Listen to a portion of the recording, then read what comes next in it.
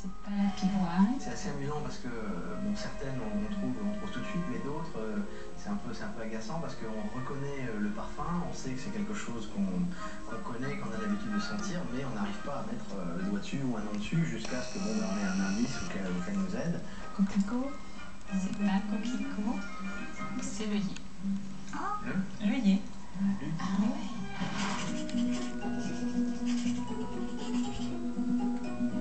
Alors pour la petite histoire, le terme œillet veut dire en latin la fleur des dieux, la fleur bénie des dieux. Et c'était une fleur des divinités à l'époque. J'ai trouvé remarquable sa pédagogie, sa manière d'amener l'animation et de la ponctuer par des anecdotes. Alors là, je vais vous faire sentir une fleur. Voilà, c'est ma fleur. Ah. Allez, on se concentre. Ça me dit quelque chose. Non, Ça me dit quelque t'es pas chose. loin. Ouais, on connaît. Alors, je vais vous guider, on la retrouve en pâtisserie, notamment la pâtisserie orientale. Voilà, exactement. Très bien.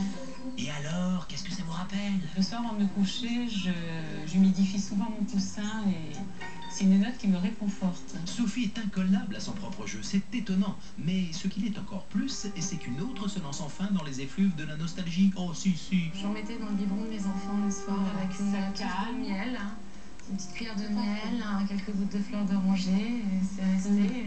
Je suis rentrée dans son jeu et j'ai bien aimé y participer. J'ai pris du plaisir.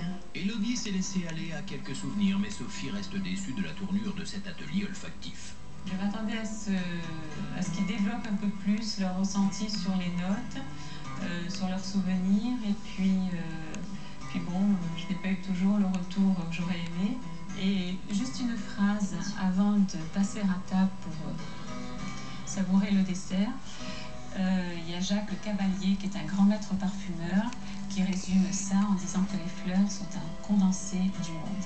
On sentait quand elle parlait qu'elle adorait ce qu'elle faisait, qu'elle adorait son métier. C'était assez agréable de voir quelqu'un passionné comme ça. Le petit tour au pays des senteurs est terminé. Nos experts retournent à table pour découvrir le dessert, sur lequel ils seront, on l'espère, plus inspirés. On a fait la Tunisie, on a fait le Maroc, L'Espagne. et on est en Espagne. Voilà, complètement en Andalousie. Et alors, éclaire-nous sur... Attends, laisse-le goûter quand même. On va voir si on trouve. Nos fins palais vont-ils trouver ce qui se cache derrière cette mystérieuse glace? L'enquête est ouverte. On a senti certaines notes tout à l'heure. Cannelle, œillet, jasmin. Il y a du jaune d'œuf. Ah, la senteur jaune d'œuf, on n'y avait pas pensé. J'ai monté ça en crème anglaise d'abord, avant de me faire turbiner. C'est un alcool, non? Il y en a cru. Il y a un agrume, tout à fait. Oh non, enfin moi ça m'évoque un peu le Grand Marnier, mandarine, comme quelque ça. chose. Alors je vais vous tout vous dire. Fin de l'enquête. Sous la pression, Sophie cède, place aux aveux culinaires. Qu'est-ce qu'une glace au lait chimérangada? Je fais bouillir mon lait avec d'abord tout seul.